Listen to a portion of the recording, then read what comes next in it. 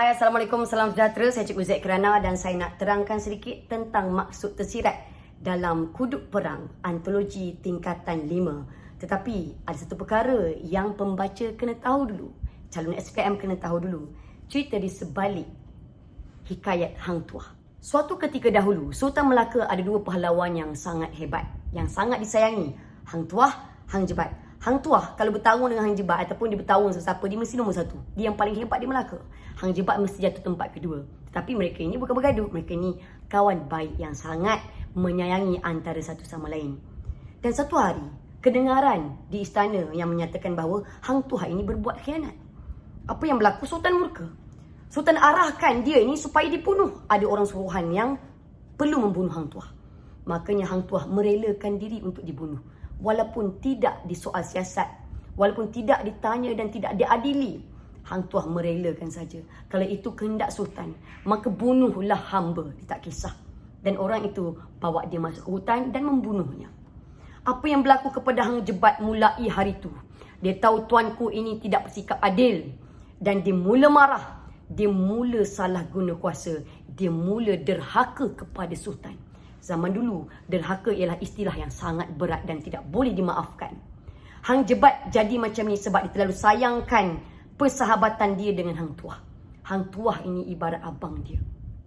Hang Jebat mula salah guna kuasa. Dia merampas semua gundik-gundik raja. Dan dia ni mula menjadi orang yang jahat. Kelihatan jahat dalam sejarah. Tapi ingat, dia berubah laku kerana Hang Tuah kematiannya tidak diadili. Suatu hari, Sultan dah tak tahan dengan dia. Macam-macam cara yang Sultan buat untuk hapuskan Hang Jebat kerana dia derhaka. Tapi tak ada seorang pun berjaya. Awak kena ingat, Hang Tuah ini dah tak ada, maka Hang Jebat yang paling kuat. Siapa yang datang habis dikalahkannya, dibunuhnya. Tapi tiba-tiba Hang Tuah muncul. Rupa-rupanya Hang Tuah tidak dibunuh. Dia telah disembunyikan. Kematiannya dipalsukan. Dan Sultan mula mengampunkan Hang Tuah. Dan dia kata, Hang Tuah ada satu masalah dekat Melaka. Apa masalahnya tuanku? Masalahnya ialah Hang Jebat telah derhaka. Hang Tuah, dia kata, penderhaka tidak boleh dimaafkan. Dia tak patut buat macam tu dekat tuanku. Awak bayangkan sedangkan Hang Tuah sendiri pun pernah diarahkan untuk dibunuh. Tapi dia boleh menyokong pihak Sultan pada ketika itu. Dan apa yang Hang Tuah buat? Dia memunculkan diri di rumah Hang Jebat. Hang Jebat sangkakan dia dah mati dan dia sangat terkejut. Hang Tuah kata, "Cis Jebat, engkau sudah derhaka kepada tuanku Sultan. Tapi tahukah dia, Hang Jebat berubah laku kerana kematian dia yang tidak dibela. Hang Jebat sangat sayangkan dia." Tapi Hang Tuah kata apa? Itu bukan alasan engkau untuk derhaka kepada tuanku Sultan. Tengok betapa setianya Hang Tuah sampai dalam keadaan macam itu pun dia masih lagi menyanjung Sultan.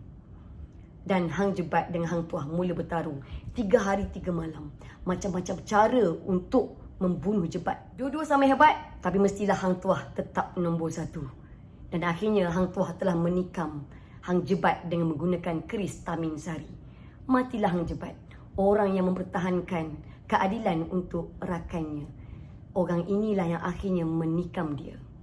Dan kalau dah faham jalan ceritanya, saya akan ceritakan tentang kandungan Kuduk Perang. Okay, mari kita. Rangkap pertama. Sementara dia bergelar Panglima Laskar Perang, dia memang pendekar di medan perang yang terus menerus membajakan kezaliman. Tapi ada bahagian diri dia yang zalim sikit. Sering mengudupkan putik dendam. Ada bahagian dendam dalam diri dia. Kita masih perlu berterima kasih kepada jari jemari takdir. Tapi kita masih kena mengucapkan terima kasih kepada takdir. Kenapa? Kerana membenarkan sepasang mata untuk berlari dengan tangan yang bergari. Kerana pada hari ini, walaupun dalam keadaan tangan kita bergari, tapi mata awak bebas bergerak. Awak masih bebas menghukum dan tengok dunia ini dari sudut pandangan mata awak. Sempat juga menadah sejambak puisi untuk sehari lagi. Sambil bertanya siapakah pahlawan yang asli. Dan awak pada hari ini ada kebebasan dalam bersuara. Awak boleh tulis apa saja yang awak nak. Awak boleh pilih pahlawan mana yang awak suka dan setuju.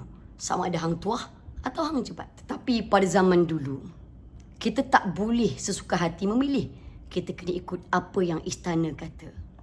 Yang kedua, memang kita tak sempat menjenguk keluar jendela. Memang kita tak boleh putar balik masa untuk pergi pada ketika itu.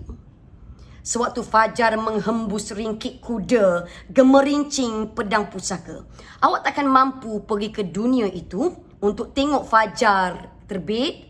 Bunyi ringkik kuda dan bunyi cing cing cing gemerincing pedang pusaka. Awak tak ada kat tempat kejadian untuk tengok dan awak tak boleh pergi semula ke zaman itu. Dan darah yang tiba-tiba membuak di daerah angkara dan darah yang terpercik ketika mereka berperang, ketika mereka bermain pedang dan keris. Perciknya menumbuhkan kelopak rahsia. Kejadian itu, menimbulkan rahsia yang awak tak tahu apa yang sebenarnya berlaku. Dalam keliru tertanya-tanya kita, tangan mana yang memenggal leher sang pendusta? Dalam keliru kita confuse, siapa yang bunuh siapa? Siapa sebenarnya yang tikam Hang Jebat? Mungkin juga Hang Jebat tikam diri sendiri, kita tak tahu. Mungkin dia bunuh diri.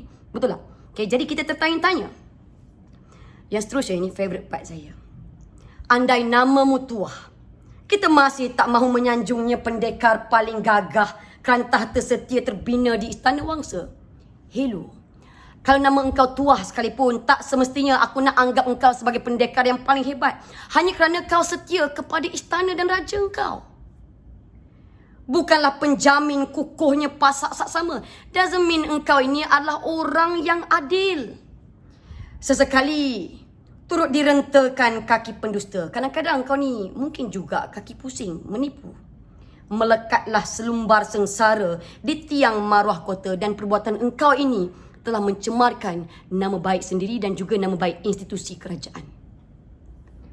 Andai namamu Jebat, kita masih tak menggelarnya sebagai pengkhianat, dan kalau nama engkau Jebat pula, tak semestinya aku anggap engkau ni sebagai pengkhianat. Kerana kita masih menangisi peta keadilan yang tersirat. Sebab sampai hari ini, kita masih lagi menangisi keadilan untuk engkau yang belum lagi dipertahankan. Nun karam di lautan kesumat, sedang warga memanggilnya keramat. Dan dikata sampai hari ini, walaupun mungkin engkau dikecam, mungkin engkau dibunuh kejam, tetapi jauh kat sudut hati beberapa orang daripada kami, segelintir daripada kami masih menganggap engkau sebagai wira. Perang pun melecurkan lidah muslihat. Orang berperang mulut. Bercabang lalu bertemu bayu palsu. Mungkin ada yang menyampaikan berita yang tak betul. Sejarah mungkin ditokok tambah. Bertiup dan memindahkan kebenaran pada tempatnya. Yang betul jadi salah, yang salah mungkin dah jadi betul dah. Mewarnakan keindahan pada hodohnya. Semua cerita buruk kita warnakan dengan yang cantik. Contohnya, sepatutnya dalam cerita yang kononnya diceritakan itu nampak macam hang tuah, macam jahat.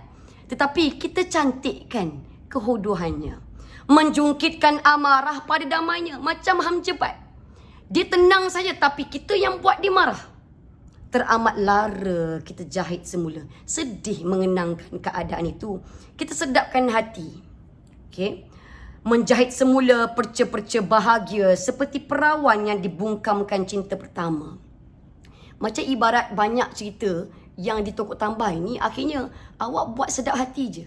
Tak tahu macam mana awak nak percaya ataupun tidak. Sebab realitinya dia boleh berubah dan ditokok tambah. Sehingga senja tiba. Sampai sekarang maksud dia. Kita masih bertengkar tentang siapa pahlawan sebenarnya.